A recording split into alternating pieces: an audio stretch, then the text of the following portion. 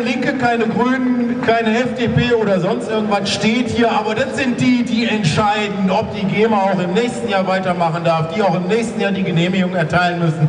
Ich kann euch nur bitten, ich kann Sie nur bitten, nerven Sie auch die Politik, nicht nur die GEMA, sondern nerven Sie auch die Politik. Da sitzen die Entscheider, die solche Geschäftsmodelle aus irgendwelchen Gründen, die ich jetzt hier nicht weiter erläutern möchte, einfach mal so durchwinken. Und das ist nicht gut für uns. Ich danke zumindest jetzt mal für die Aufmerksamkeit.